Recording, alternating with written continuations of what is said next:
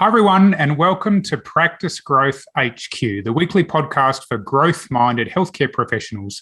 Whether you're a dentist, physio, doctor, chiro, or other healthcare professional, we talk about what's required personally and professionally to get your practice growing faster. And my guest today is Laurence Tham.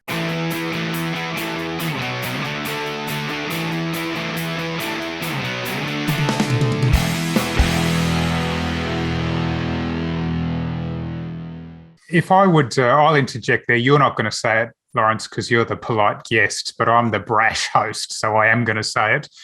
I am struggling to think of a healthcare practice I've seen that is really booming, really, got big, that hasn't had outside help.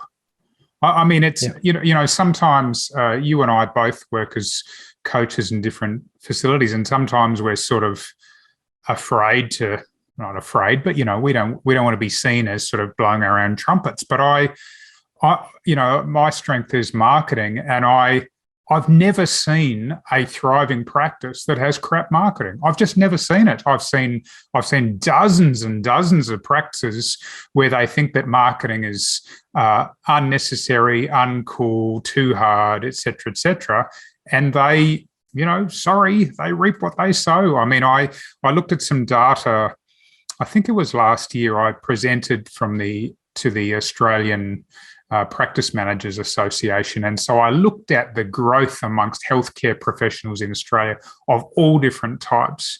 And the truth is that every single healthcare profession in Australia, the number of people graduating and being registered in those fields is growing way faster than the Australian population. So the Australian population in the last 5 years has grown about 7%. The number of dentists in Australia in the last 5 years has grown about 18%. I remember, it was like podiatrist was like 25%. Physiotherapist was like 40%. Unfortunately, that's the harsh economic reality. And I guess I sort of find myself at one level going, well, who do you help by playing small? But nevertheless, the beauty is you get to decide what your why is and what your mission is. Well, if we can put it maybe in simplified, like a small model, so if you're like driving a car, don't do this, of course, just visualize this. But if you're, listening to this on a piece of paper, take out a piece of paper, draw 3 circles, right? 3 intersecting circles. And I'll just utilize what you just said. There's 3 intersecting circles that I think you need to become successful, right? Number 1 is what you said, Angus, is marketing. You need marketing. Marketing is, and people have a wrong perception around marketing. Marketing is they think marketing is being sales and stuff. No, I think that's wrong. It's a wrong definition. Marketing is about educating people closer to a buying decision, right? And so when you learn to educate, and you're doing that all the time, you're educating people, and this podcast is an educating process. Every brand is marketing to you at any given point. It's because they're trying to educate you to a closer to a buying decision. You don't need to, it's not about sales, it's about getting you to buy, but marketing is all the things leading up to that sales process. So marketing is super important. Number 2, I believe one of fundamental for me is mindset. You need to have the right mindset going into this. You need to have the mindset. This is about, what are you doing it for? Why am I doing it? You need to also have the resilience. We kind of went back to that book for a second. You need to have all of those things, because let's face it, we live in a world very, very, especially now, is very, very, ever changing, and landscapes are constantly changing. There's challenges all the time. How can you run through that? How can you be resilient through that? How can you keep your mind staying on the line and staying focused? It's very, very difficult. Most people do not have that, because we haven't trained our bodies to be like that. So we got to do the best we possibly can. And then the third one I would say is model. You have to follow a particular model or models, and models like models of operation or models of how you operate. You got to follow something. Why reinvent the wheel when there's already successful practices? Now, the key element, right, is you got to find the right model that's for you, right? Because not every there's probably dozens of models that work, but doesn't mean that it's right for you based on your personality, your maybe your profession, and also your mindset and your way you want to market. If you're if you're great on video, awesome, but that doesn't mean that you have to be like me, right? You might want to market, more from a referral style. You might want to market through through podcast, or because you have a better voice than being on video because you're shy on camera. Whatever it is, like, it's about finding the right model that works for you. So I think those three intersecting circle, with all three of those, if you just focus in on building those skill sets within each one of those, then the sweet spot is that create, inevitably you will get the 1%, which will then help you grow the practice that you want to desire.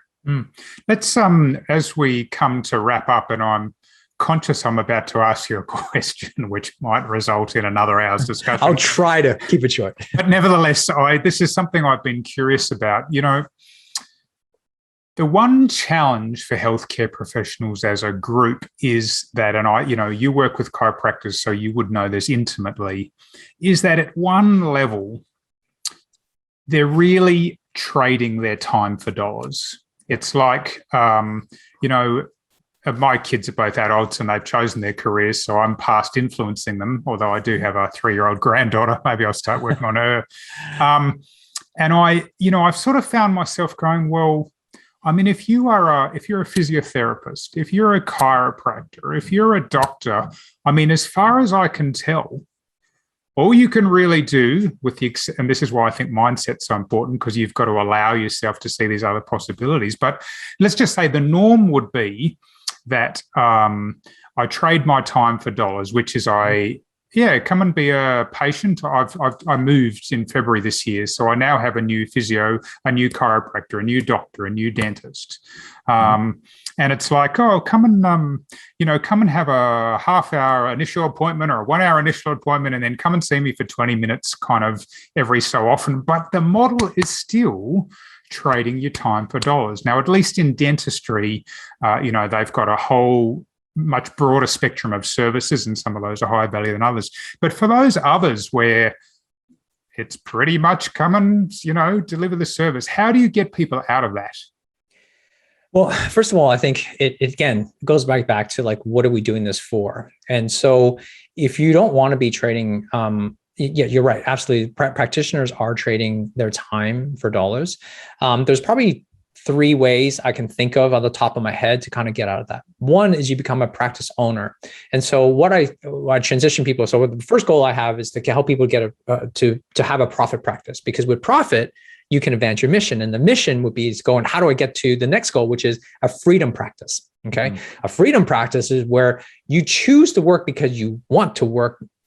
If you choose not to want to work, you don't actually have to. And the practice itself generates enough income to be able to really just sustain you, and now become the business owner. And I have several clients who do that, who run, 10, 13 practices or whatever all over Australia. It's because, they started with me as being an associate. I can think of one client of mine, they started as an associate, and like literally 2 years later, they own 10 practices, right? With like 15 different chiropractors, right? Wow. So that's like, how do you transition to that? Well, but first it's like knowing what your vision is, like, what are you trying to get to, right?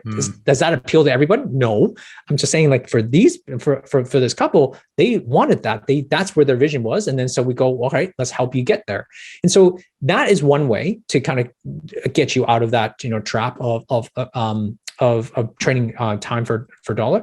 The second way is to transition out, right? So one of the things that transition out is to go, well, what can I do to build on the experience that I actually have? So if you think about what, I kind of did the mixture of these next two when I was saying, but I'll think about, if you have an expertise, most of us are, if you've been in practice for 10 years or so, 10 years or plus, you probably have an expertise or an interest in something that, within your field. Now it could be, say, nutrition, or it could be something with, say, animals, or it could be like something to do very, very specific within your niche, right? So it could be a specific condition like scoliosis, or maybe cleft palates, or, and if that's an interest to you and you've studied it, and it doesn't take much to be an expert in that, right? But if you have developed that niche because you've done some education, you've done a lot of clients and you really specialize it, you can then learn to translate that, right, into something that is that could be teaching or a coaching or some sort. So I'll give you an example. One of my clients,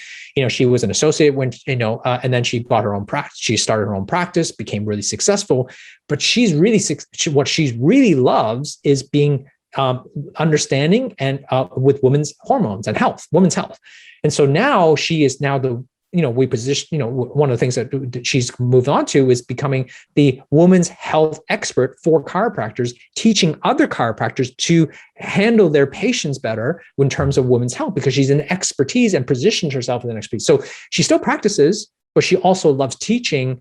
And, who knows what's going to future going to hold, where she might be able to move to a position where she only coaches and teaches and teaching other people to do that. So that's another way. So if you don't want to be a business owner, you can actually take a niche within your expertise, dive deeper into that and go, how do I now create products or services within that particular niche, which I built up over this education experience over that time. So that's number 2, right? Transitioning out. 3 is that you build a business and you sell. Right? You sell and you basically, I don't want to do this anymore. I want to do something completely different. I got what I needed to do. And I'm going to just close this chapter in my life. I'm going to move on, take the sale of this practice I started from scratch over 10 years or 20 years. I'm going to sell it. I'm going to take the profit from this. I'm going to move into, finances or real estate or investment in crypto or whatever it is. Right. So that's another way of doing it. So those are the 3 things that comes to my mind of how you could get out of that. Now, those 3 I just mentioned is not for everyone. No, right? Some people just want to stay being a practitioner, and that's okay too. Yeah, there's nothing wrong with that. You don't have to aspire. I want to be clear on that.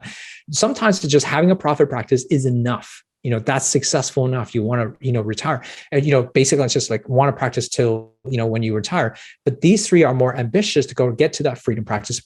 But before you get to these 3 exits, you have to create a freedom practice, right? Which means you have to have a strong team, right? Strong culture, strong systems so that you can scale yourself out. And you have to have strong serviceability and a brand that does not rely on you as the brand, right? And so then that allows you to go build one of these 3 things or all 3 of these things to help you move on to basically have other, incomes or sources or other sources that you're not trading time.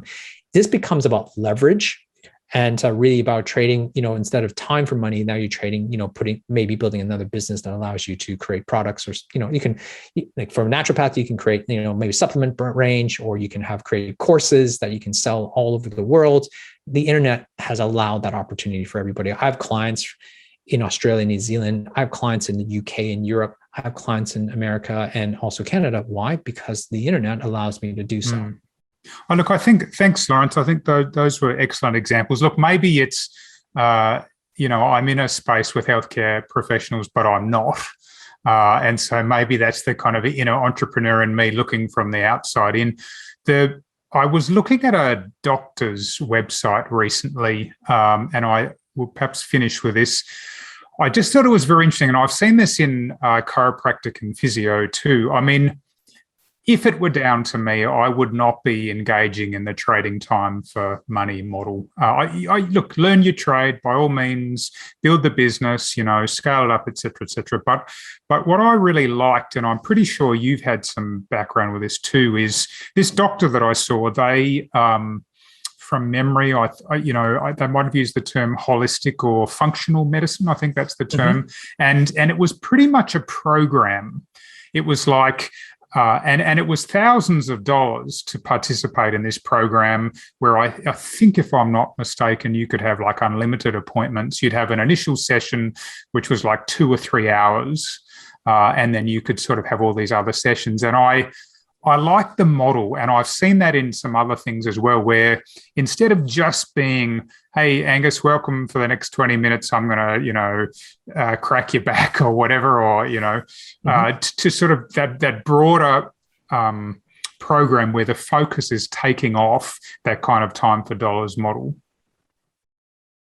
Yeah, I think there's a couple of things to think about there. And I'll sort of give my thoughts on this from my side.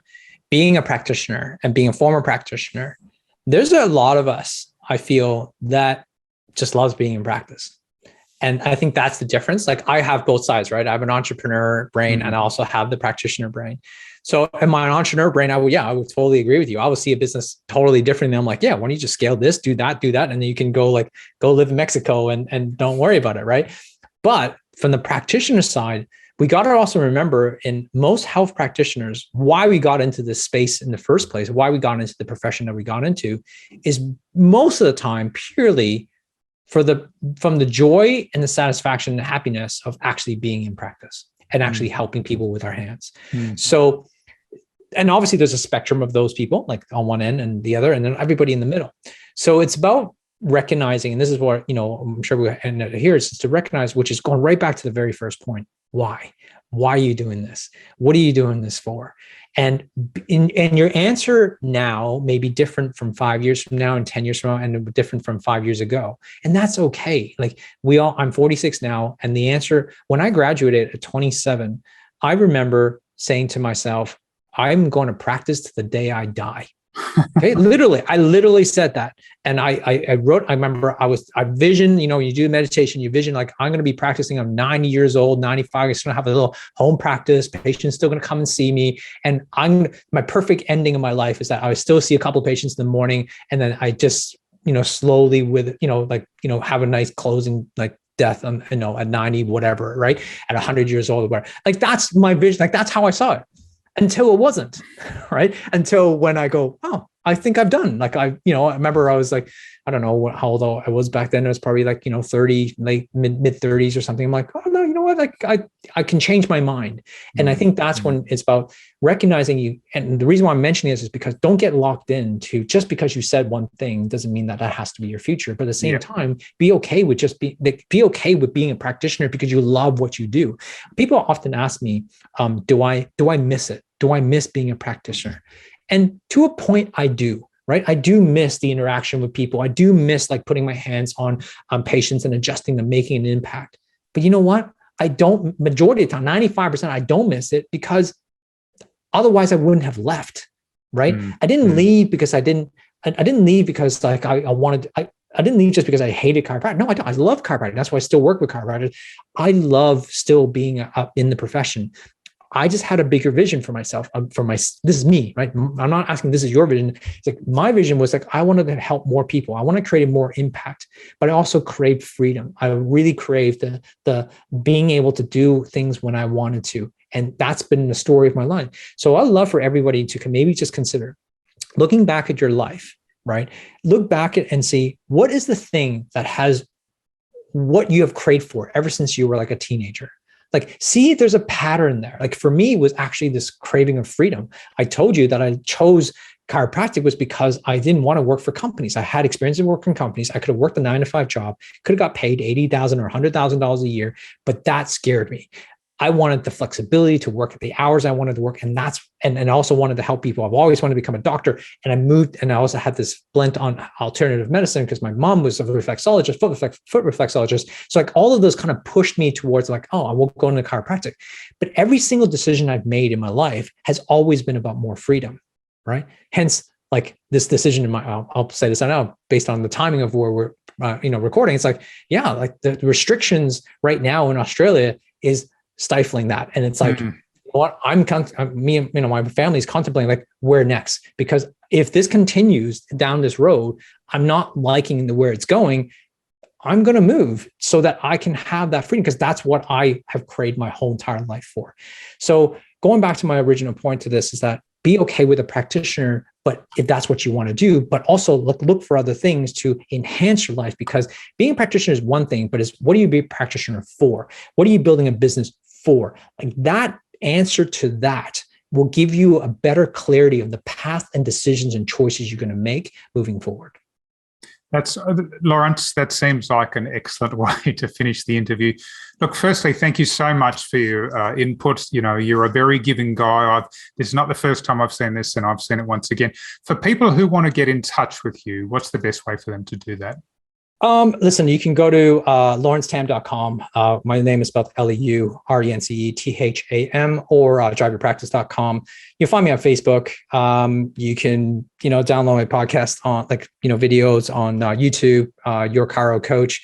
There's many ways. If you want to reach me, I'm sure you can just search for my name and I'll be there somewhere. That's probably the best way to do it. Funny fact before we're going to go, 6 years ago, like when you mentioned when we first, it was actually this week we met 6 years ago. Facebook memories kind of popped back up of Thrive, which just literally happened, I think, yesterday. And so This was when we first met 6 years ago. So it's like an anniversary. How about that? Good stuff. All right. Well, thanks again, Laurence. Much appreciated. Pleasure. All right, everyone. So we've covered a lot in that interview. And while that knowledge is great, it's really applied knowledge that makes all the difference, doesn't it? So what is one initial step that you can take right now as a result of what you heard today? Make sure you do that now before you go on to the next thing. Now, finally, if you've got some value from today, I'd really appreciate if you'd head to where you heard this show and leave us a lovely 5-star rating to give us the encouragement so we can bring you more great content. See you next time.